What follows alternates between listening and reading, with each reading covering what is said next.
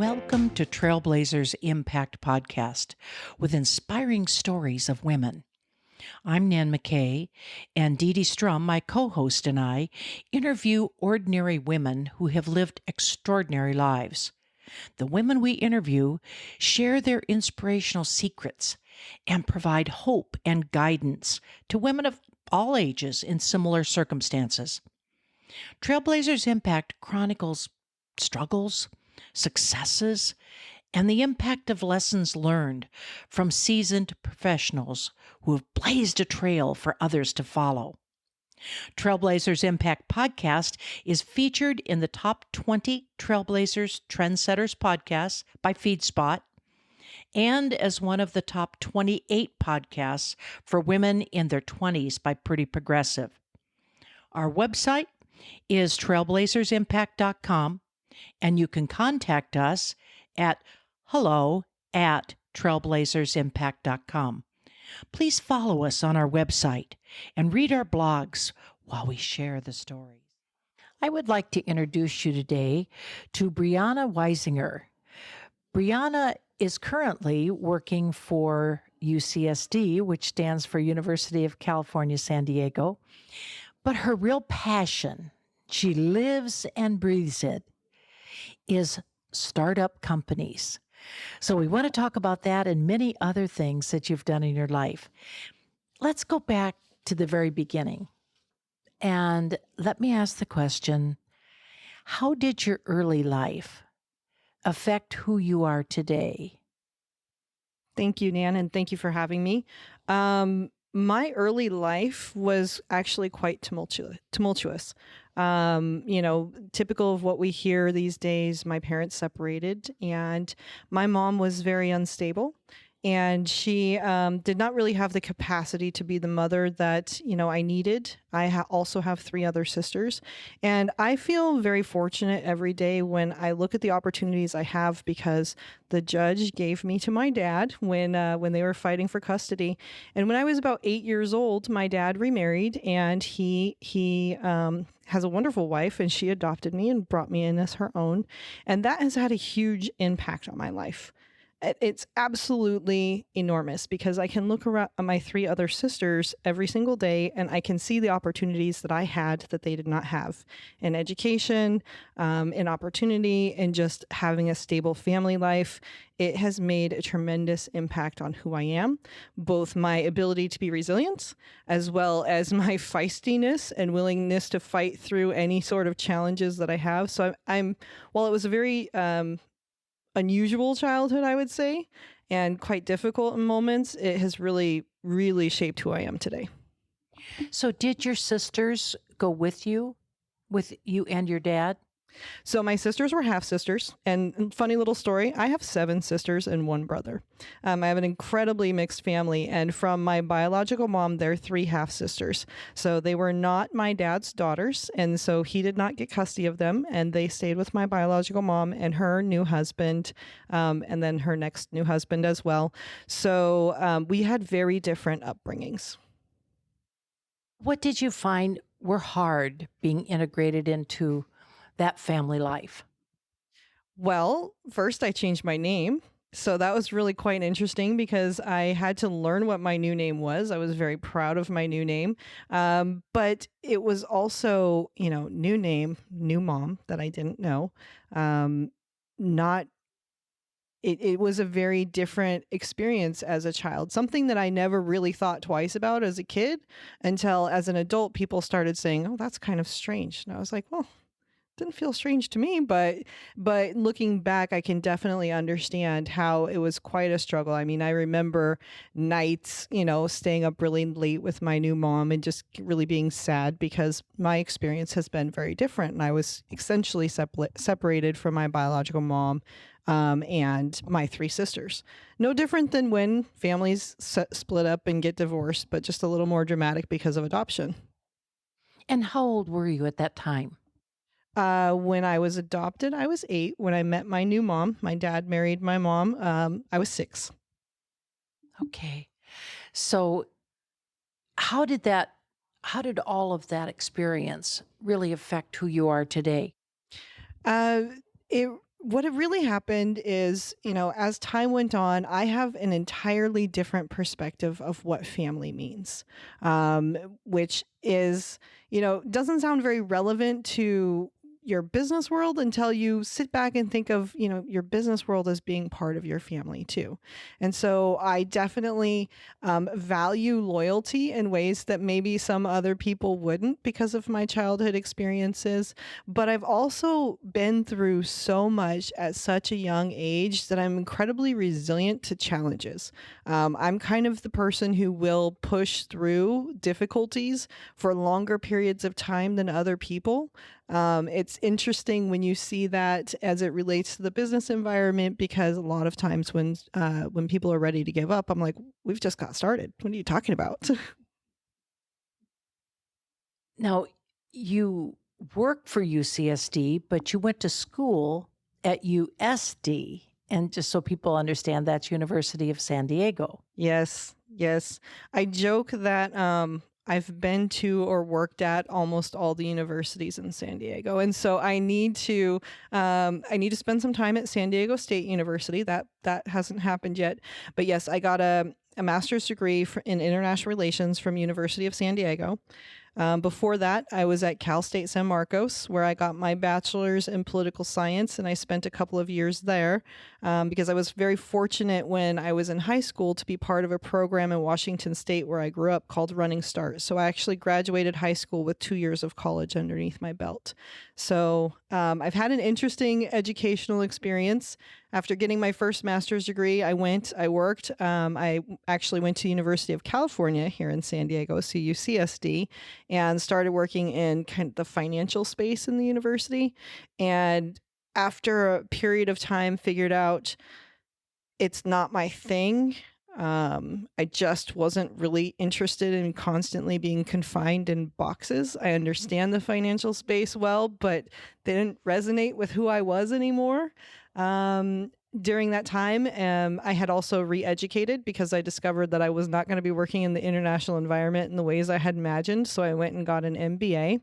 And my friend Sylvia Ma, who's the founder of this Women's Venture Summit, said, why don't you try out this entrepreneurship center on campus? Why don't you go over there and do something?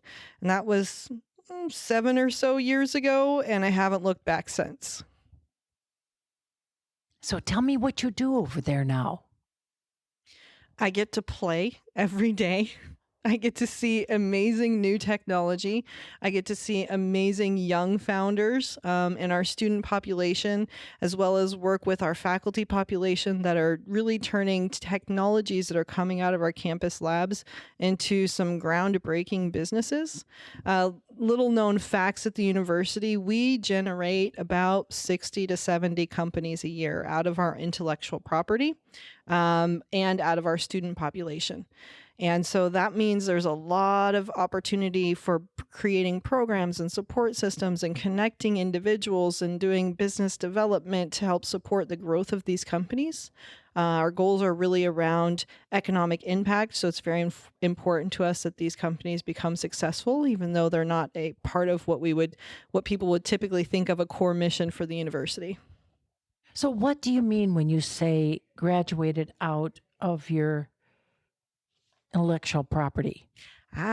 So the university does about $1.2 billion a year of research in our labs, and that research generates interesting technology in all different verticals: life sciences, tech, hardware, software, you name it. The University of California in San Diego has it. And when I'm talking about companies coming out of our own intellectual property, all of that intellectual property that's generated in the research is owned by the university, but led by the faculty members and graduate students. So the university is very supportive of our faculty members and graduate students who are looking to commercialize those ideas and that technology that they're creating.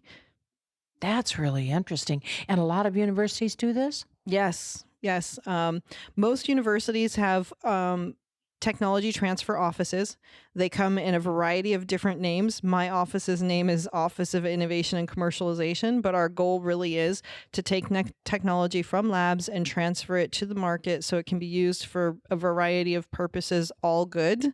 And this is very common across the United States. Some universities have much more robust ecosystems for supporting their entrepreneurs. The University of California in San Diego is definitely one of the leading universities in that space. We would also think of universities like Stanford and Harvard as being very supportive of entrepreneurs. And then some universities don't have as robust ecosystems or are new to this space. I've been fortunate to connect with as a matter of fact, just this last April, I connected with more than 20 universities that are launching or have already launched angel capital funds to invest in the companies that are coming out of the universities. So, what do you mean by ecosystem? So our ecosystems are made up of, if you think of like an ecosystem, you go out to a forest and it has trees and it has grass and it has animals and it has bugs and they all come together to support the forest as a whole. An entrepreneurial ecosystem is the same. We don't have trees and grass and bugs, although some of our entrepreneurs work with bugs. We have mentors and we have finances and we have funding and we have resources and connections and educational opportunities so that our technology entrepreneurs who have been just deeply rooted in technologies and doing research for decades often have the opportunity to learn what it means to start a business and what the language of business is. And so they start to learn about things like ROI and what investors actually want. And as they're building their businesses and as they're building their revenue models and their business models, which we work to support, and we work very closely with them in many cases, then they kind of, grow up and mature as entrepreneurs, and we start making introductions. Okay, you're looking for strategic relationships or strategic partnerships. We can introduce you to these companies that are a good fit with your business, or you're looking for early stage, usually very early stage, angel investment capital, then we'll introduce you to these kinds of angel investors that we know are a fit. So it's this whole ecosystem of support that stretches not just across universities, but we think of them growing up out of our university and going into the San Diego ecosystem and getting broader support that really enables entrepreneurs to be successful. It's a team sport. And without building that team around the entrepreneurs, they just simply don't have the ability or are not as likely to be successful. I find this really interesting because it seems like the younger millennials and certainly the Gen Zers are very interested in entrepreneurial endeavors, whether it means, a tiny little thing like delivering meals through Grubhub or something like that they could start up, whatever it happens to be. But do you find that true? Are you starting to see this in the university, that this is the age range that really wants this? So yes, and it's because our economy is changing in a variety of different ways. My grandparents and my great grandparents' generations grew up, and you went and you worked for a company and you stayed there for 30 or 40 years, and you got a pension and a retirement, and you were good to the company and the company was good to you. That loyalty between company and individuals has broken down over the years, and it no longer exists. And what we're predicting, and we talk about this a lot in the academic environment because we're preparing youngsters for their future, we're predicting that more than 50% of the population is going to be independently employed in some fashion in the next probably 15 years, which means our younger people, our Gen Zers, our younger millennials, they understand this. They hear the news, they see the media, they know, they do their research, and they are looking for ways to earn an income. And if that means piecing together career by working in a gig economy with 3 or 4 different companies, or in some cases, like I've had students start bow tie companies, or becoming really, making a little bit of money by driving an Uber and, advertising on the side of your car for another company, they're finding ways to piece this together. And And my job, a big part of my job when I'm working in the student space, because I work with both students and faculties, is to um, help them learn the entrepreneurial mindset and kind of how to's of being entrepreneurial. So when we're working with students, we absolutely love it when they start companies and they're going to be successful. I've had students start rocket companies and put things into outer space, and it's phenomenal.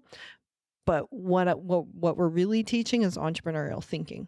And if their companies are successful, great. But if they go on and they're able to be entrepreneurial and be successful individuals, or be entrepreneurial and be successful within a company, those are skill sets that are in demand right now. The other reason I think this is important is I look at YouTube and I see the 20 jobs that are going to be disappearing in the next 10 years. Mm-hmm. And that 50% of the workforce will be millennials within 5 years. Those kinds of things say you're probably on the right track at the university to be looking toward the future, because even if you prepare them to get a job, that job may not be there Absolutely. in another 10 years. Absolutely. And that's why, I'll be frank, universities are large brick and mortar bureaucratic institutions. It takes a long time to change. However, the trend is towards making sure, the goal has always been to make sure that our students are prepared for the future. That's always the point of education. But the way that people are being educated is changing, and the reasons why we teach certain things are changing. And I would say 90% of what I do at the university is actually not what people would typically consider education, because it's not a credit-bearing class. These are extracurricular opportunities that students are opting into because they have ideas that are interesting or they're curious about certain things. And so universities are providing a lot of this extracurricular stuff that may actually one day end up being more valuable than the actual degree that they're earning. Yes, that's very interesting. Speaking of that, extracurricular activities, one of the things that you've done is you've gone outside your job to start looking at some of your other passions and living some of those passions, not through your job, but in another way. Tell us about that. Absolutely. So it actually, I've dabbled in a variety of things forever. I'm always the kind of person who's taking classes at the community college. I took Arabic and I took dance classes and all sorts of random stuff that you wouldn't, you do as an adult when you're not pursuing an actual degree anymore. But when I was going back and re-educating with my MBA, one of the things that I did was say, okay, I need skills as a leader, and I don't have the opportunities in my job to get these skills as a leader, not in the space that I was at that time. I said, so what else can I do? And, I'm always looking for doing things meaningful. I'm a social scientist by heart and training and passion, so I like to impact the world. I love to see change in people, and I love to do good. So I said two things. The first was I just absolutely put myself out there. I saw an organization in San Diego that was going to be doing a day of service across the entire region, and they needed leaders, and I had never done anything like this before, but I just put my name on the list and I said I'm going to figure it out later. And I ended up volunteering to lead a renovation project at a battered women's shelter, where I led 100 volunteers with a $700 budget, like $700 cash, and we did $70,000 worth of work renovating this women's center. I'm not in the construction industry, so it was quite an adventure. But it was one of the most amazing experiences in my life, and one from both a personal standpoint and from that skill building standpoint. And the other thing I did at that same period of time was say, I'm looking to network with people. And this may not be PC, but I was looking for organizations specifically for people with had MBAs, because I was working on my MBA. And I looked around and I saw, associations for African-American people, and I saw associations for Asian people with MBAs. And I didn't see anything with for plain old white people with MBAs, just, no ethnic association whatsoever. So I started looking outside San Diego, and I saw an organization called National Association of Women MBAs. And I said, okay, I'm going to start that chapter here. And that's actually what launched me. Looking back 8 years ago, that's actually what launched me into the entrepreneurship space, both on campus and in my personal life. Interesting. And you also have a very human side of you that wants to help people. Very much so. So what did you do there? So, I took a break it'd be almost 4 years ago exactly now. I took a break from the university. I was a bit burned out and loved what was doing, but absolutely a bit burned out. So I left the university for a bit and I decided, what can I do? And it was at this time where we were seeing a lot about the refugee crisis, particularly the people coming out of Syria and Afghanistan and the Middle East. And what was happening is they were flowing through Turkey and they were getting on boats, very rickety boats, and they were going across to Greece. There was a huge smuggling trade there, and refugees would land on the shores of beaches in Greece and they would be cold. If they were lucky enough to get there, they would be cold, they would be soaking wet, they had absolutely no belongings with them whatsoever, and they were looking for help because they were escaping these traumatic environments where their countries were literally at war and they were being targeted. So I decided I'm going to do something. And I didn't know what I was going to do, but I decided I'm just going to raise some money and I'm going to find a grassroots organization and I'm just going to go to Greece and I'm going to volunteer some of my time. And so what ended up happening is I raised about $5,000 to take over, and I volunteered for an organization in Greece, complete grassroots organization. I also volunteered for an organization here in San Diego called Carry the Future. And I carried 500 pounds of luggage to Greece with me. These were all baby carriers to hand out to refugees once they landed in Greece because they had been literally carrying their children across continents. And then I spent several weeks in Greece in a refugee camp, just being human. It was one of the most amazing experiences. Some days we were working on crowd control because we had 2,000 people waiting in line for services from the Greek government. Some days I was serving food. Some days it was an overnight shift and, we're just talking to people and letting them share their stories. But it was just really connecting with individuals. I made good friends there. I hope that I helped people. I have connections still and stories still that bring tears to my eyes.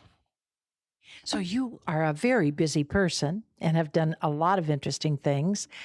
How do you keep your work-life balance?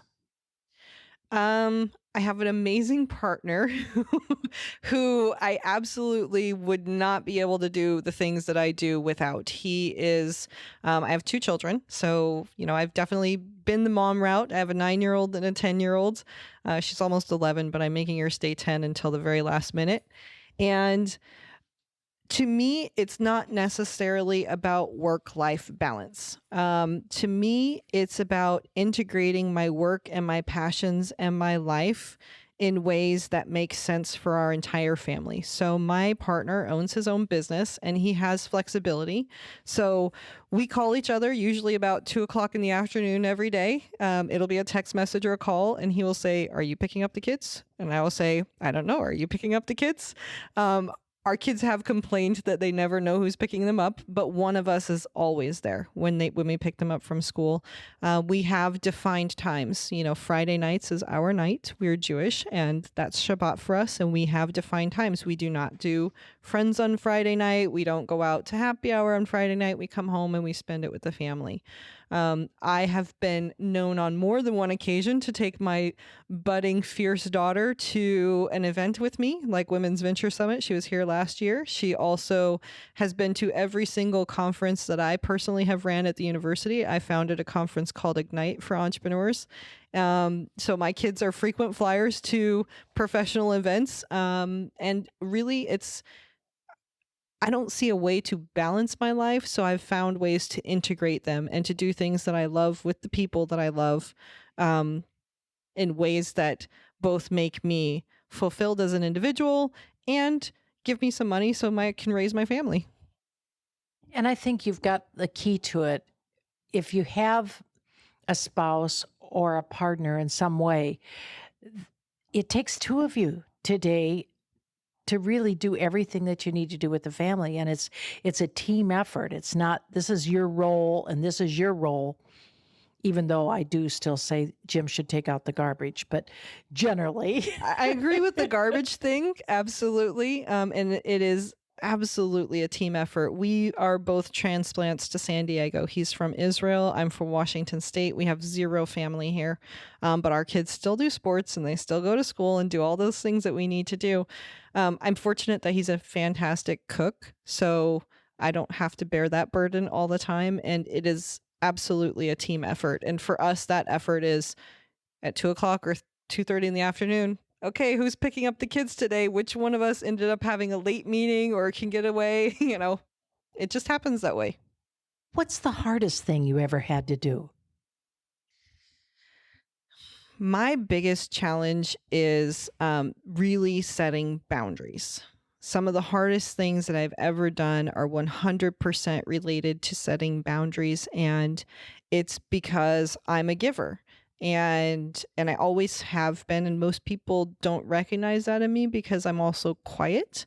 And so, and so they kind of think am very standoffish. But for example, I have had to disconnect myself from some of the refugees that I worked very closely with. It's been absolutely heartbreaking for me because I feel like I'm letting them down, but it also was not good for me as a human, some of those relationships. And those are the things that are really hard for me when it comes to trying to figure out how to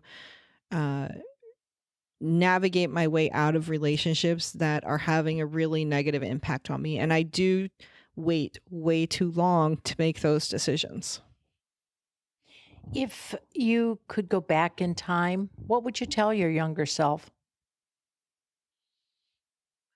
So I struggle a lot with imposter syndrome, a lot. And most people, actually, nobody would ever know that, except, of course, my partner. I think I would tell myself a couple of things. The first would be, it doesn't matter. It really doesn't matter. I've done really interesting things in my life and I can't compare myself to other people. And what you see on social media isn't real. So half the time it's not as cool as you thought it was to begin with. And the other thing that I would tell myself is have more fun. I tend to be a pretty serious person, and that's one of the things that I'm very grateful for my partner is he is much less serious than me, and he definitely brings out the fun side of me, and that has been very good for me, and I would do more of the having fun. So, other than the things we've talked about, is there anything else that makes you really want to get up in that morning and go?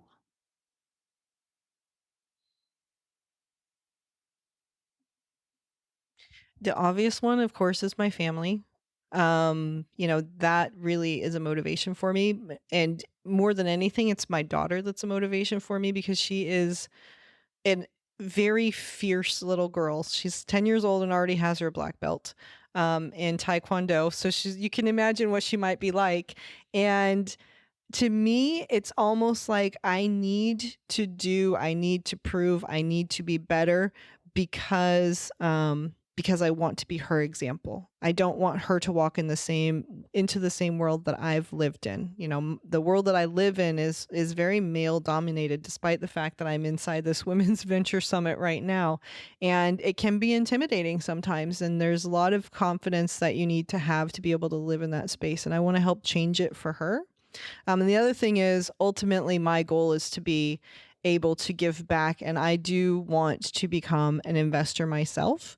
And so I'm very motivated by figuring out how can I navigate that space and still deal with this imposter syndrome, because technically I'm an accredited investor, but I don't feel like it. So some of it is getting over that imposter syndrome. How old is your son? My son is 9, and he is my more happy-go-lucky. kid. He's both my kids are fiercely smart, which is I'm very, very grateful for that.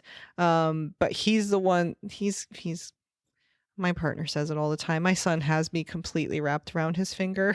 He's my baby. So, what do you think we need to teach our sons about what happens in their relationships? This is very important. And this is actually why I'm so grateful to have my partner's name is Ronan and to have Ronan in my life. Um, what I think is important to teach our sons is it's a team.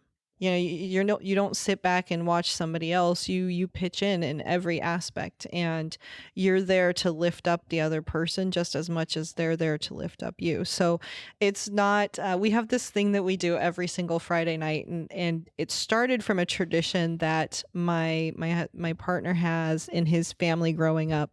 His mom always served his dad dinner on Friday night. Didn't happen every other night, but on Friday, because it was a Shabbat, his mom always put the food on dad's plate and served dinner. And him wanting me to do that drove me absolutely bonkers. Like, we had these silly arguments over this. So I started turning it around. I was like, okay, I am going to do that because it makes him happy. And it's really not that big of a thing to do. It's, we have a very equitous relationship. So me giving him dinner on his plate on a Friday night, not that big of a deal. But the other thing that I did when I said, okay, I'm going to do that is I put the food on dad's plate and serve it to dad, but my son and my daughter serve each other.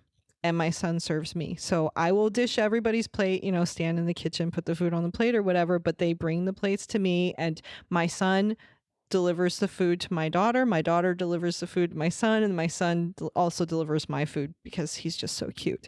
But to me, that is very representative of showing him that you're going to give just as much. Your job is to take care of the people around you, just like my job is to take care of the people around me, and really lift up the women in our lives. This is why I also bring him to the events that I plan, is because I want them to see role models of strong women all the time. I think you would enjoy a podcast of Emily Alcantar. And I would listen to that one because she talks about her Hispanic husband and how they worked out exactly that kind of thing. Oh, that's so wonderful. It's nice to hear that other people have kind of navigated that space as well. Yeah. Because it was an interesting space, especially in the beginning. I have one last question for you. If there's a life lesson that you could pass along to a younger person, what would it be? Oh, this one is easy for me because I'm fortunate enough to work with younger people. And the number one thing that I tell them every single time that I talk with them is you don't get what you don't ask for. You just don't. And the reason I tell them that in that context is because I'm very busy and I get a lot of people coming to me with text messages and emails and so on and so forth. And so if my students wait back for me to figure out that they need something, I'm not going to figure it out. But if you harass me and you ask me and you tell me what you need, I will bend over backwards. I will message you back at 12:30 at night if I happen to be awake. And I will open my network up in ways that, you wouldn't imagine, only because you asked. So my kids have learned this as well, so they ask me for things all the time. But my biggest piece of advice is you don't get what you don't ask for. And I have suffered that myself. I actually recently had a situation in the office that I just wasn't able to ask for what I needed. And I asked somebody else to help me and to advocate on my behalf because I just, emotionally couldn't do it myself. But my biggest piece, ask for what you need. Thank you so much. Absolutely. I hope you enjoyed listening to another story of the impact of trailblazers. Visit our website at trailblazersimpact.com and connect with us at hello@trailblazersimpact.com. And remember, you must learn a new way to think before you can master a new way to be.